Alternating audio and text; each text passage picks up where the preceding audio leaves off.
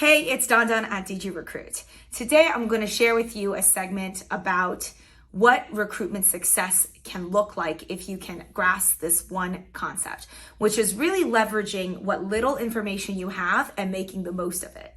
I think this is the most important bit that has helped me become a salesperson and leverage the little things I know about life and business and careers and whatever, and make it a lot, amplify what I have into a lot, just like J-Lo. She used to have a little, now she has a lot. Same thing for us. We're trying to do the same thing, which is work with very little information, make the best out of it. A couple examples for this. Number one, when you're selling a rec, and let's say it's even as bad as a portal job, or you don't actually have communication channel with the hiring manager because you're working with an account manager. You work with what you got. So how are the different ways that you can sell something even though you barely understand what it is you're selling? Well, part of it is bravado. The other part is really doing the research, just using the powerful engine and best friend that everyone now has, which is Google, right? Just going onto the search engines and finding out the information and dolling up the story, creating a story when there is none. Unfortunately, 9 times out of 10 in life, you're not going to have all the answers. And that's why recruitment is such a great job for people who don't have insane perfection problems, because you're never going to know everything. Like, this business is going to be so much fluidity, so much creativeness, so much with, again, dealing with what the topic of today's discussion, which is all about dealing with the little, amplifying it into a lot. So yes, even selling recs, you work with what you got, whether that's LinkedIn. If you got the LinkedIn profile of the hiring manager, awesome. You can sell the person, oh my God, they went to this school and they did all this cool stuff, and check out this company. At least you have the company name. You can talk about the company more, right? So that's working with the little and amplifying it.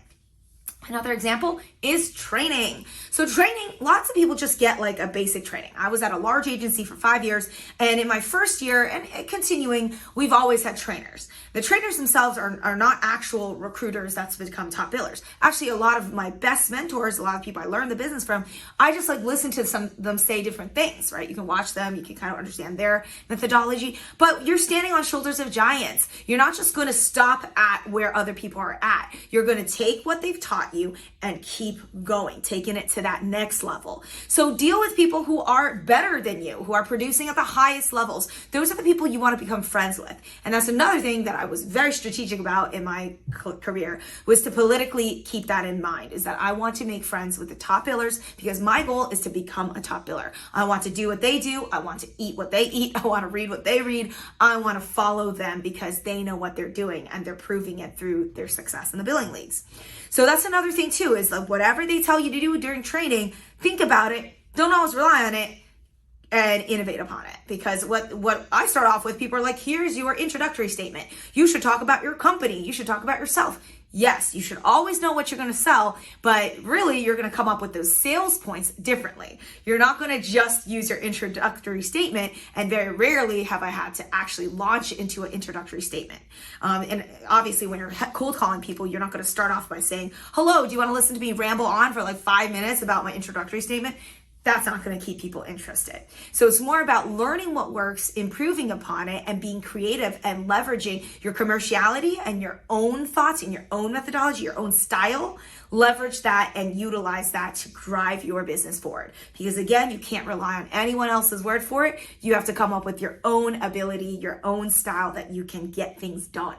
A lot of times too, your boss or your colleagues, they're going to give you one example and then they're going to send you away. So you're only going to get so much face time, so much education, so much information from other people. The rest of the time, you're going to have to figure that out yourself and just be brave enough to go for it. So that's my last tip, which is whatever it is that you're trying to amplify, just go for it. You're never going to know all the answers. You're never going to be 100% right, but it's your job to sell. It's your job to master the art of selling, to learn how to do it and to get better at it.